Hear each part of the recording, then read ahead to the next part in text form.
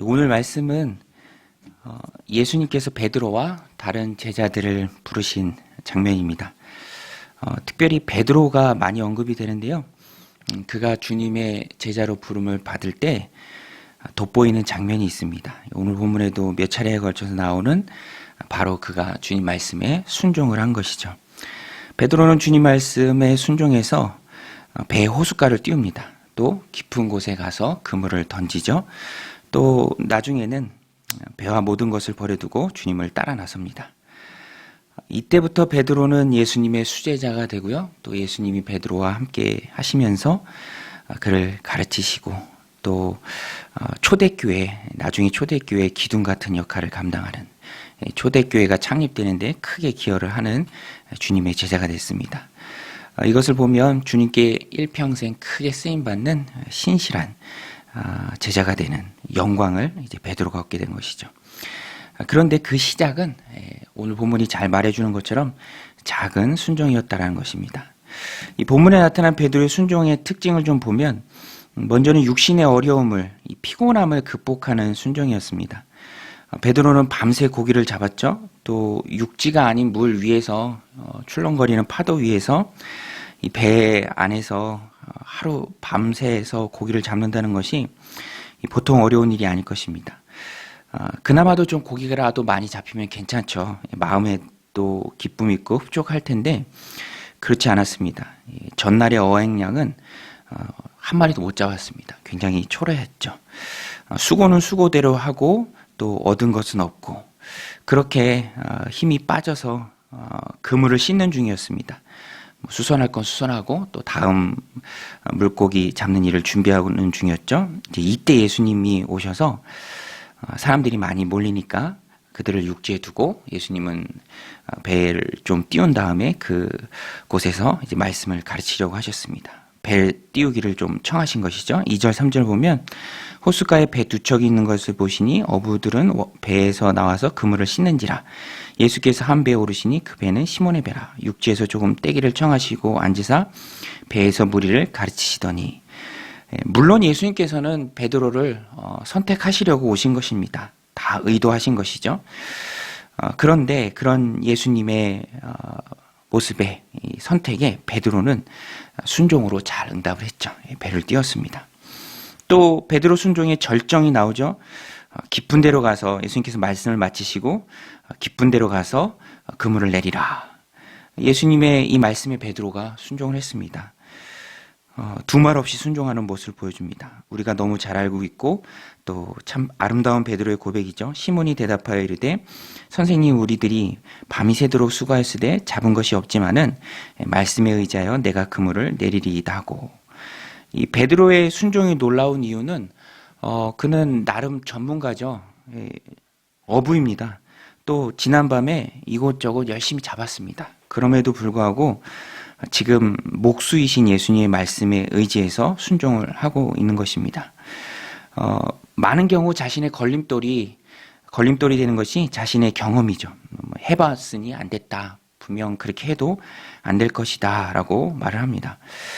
그래서 순종이 어려운 것입니다. 예수님께서 뜻을 정하시고 의도를 가지고 끌고 나가려는 방향이 있는데 우리는 자꾸만 여러 가지 순종 못할 이유들을 대죠. 또 경험을 댑니다. 그것들을 붙잡고 나아가기를 주저하고 또 어떤 경우에는 나아가기를 하지 않을 때가 많이 있다는 것입니다. 그럼에도 베드로는 달랐습니다. 말씀에 의지해서 깊은 곳으로 가서 그물을 내렸죠. 그랬더니 놀라운 결과가 있었죠. 그물이 찢어질 만큼 많은 고기가 잡힌 것입니다. 베드로는 그 순간 주님 앞에 엎드렸습니다. 왜 베드로가 엎드렸을까? 자기 자신에게 지금 일어난 그런 일련의 과정을 보면서 예수님이 평범한 분이 아니시라는 것, 예수님이 신적인 모습을 가지신 느꼈겠죠. 보통 분이 아니시다. 하나님의 아들이시다. 그런 것을 느꼈기 때문에 유대인들은 완전하신 존재 앞에 두렵고 떱니다. 그래서 떠나가시기를 베드로가 청한 것이죠. 예수님과 대비되는 부족한 자신의 죄, 절대자이신 주님 앞에 느끼는 커다란 두려움, 이런 것들이 있으니까 그 순간 견디지 못하고 주님 앞에 고꾸라진 것이죠. 물고기를 많이 잡은 그런 기쁨은 온데간데 없습니다. 다만 주님 앞에 죄인인 자신이 너무 부끄러울 뿐이죠. 오늘 말씀 8절에 보면 시몬 베드로가 이를 보고 예수의 무릎 아래 엎드려 이르되 주여 나를 떠나소서 나는 죄인으로소이다. 베드로는 이렇게 말했지만 주님께서는 베드로를 제자로 부르십니다. 죄인은 아무런 문제가 안 된다는 것이죠. 죄인이라 제자가 못 된다면, 부족해서 주님의 제자가 못 된다면 주님께서 제자로 부르실 만한 사람은 아무도 없습니다. 과거를 문제 삼지 않으시고 앞으로 어떻게 할 것인가가 더 중요하죠. 주님께서 보시는 것은 순종하는 마음이 있느냐입니다. 그래서 주님은 베드로에게 따뜻하게 말씀하십니다. 무서워하지 말라. 이제 후로는 내가 사람을 취하리라. 이렇게 베드로는 사람 낚는 어부라는 새 사명을 부여받고 또 축복스러운 영광스러운 주님 제자의 길을 가게 됩니다. 오늘 본문을 보면 단순한 베드로의 순종이 풍성한 축복을 불렀구나 하고 느낄 수 있습니다.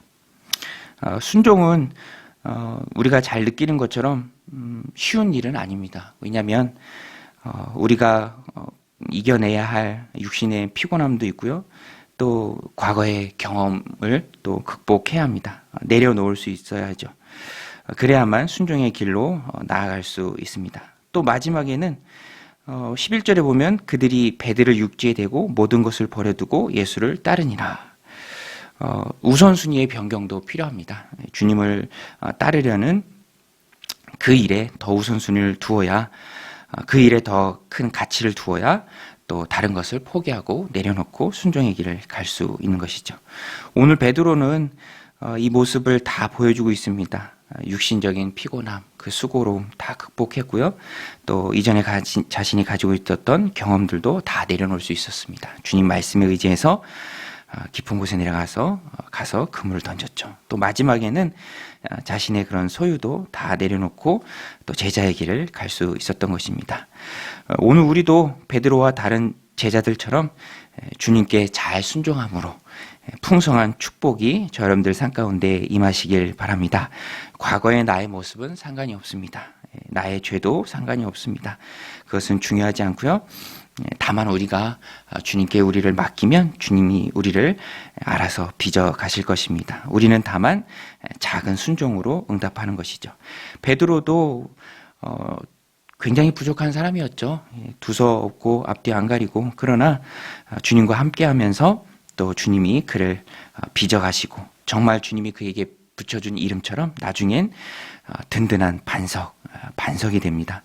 오늘 우리도 말씀의 우선순위를 두고 살아간다면, 또 세상 즐거움을 뒤로하고 제자의 삶을 살아간다면 하나님께서 베드로에게 허락하셨던 그런 영적인 축복을 오늘 우리에게도 넘치도록 부어주실 줄로 믿습니다. 이 말씀 마음에 새기고 오늘도 하나님 기뻐하시는 순종으로 풍성한 축복을 불러오는 그런 능력의 삶을 살아가시길 주님의 이름으로 간절히 축원드립니다. 우리 기도하시겠습니다.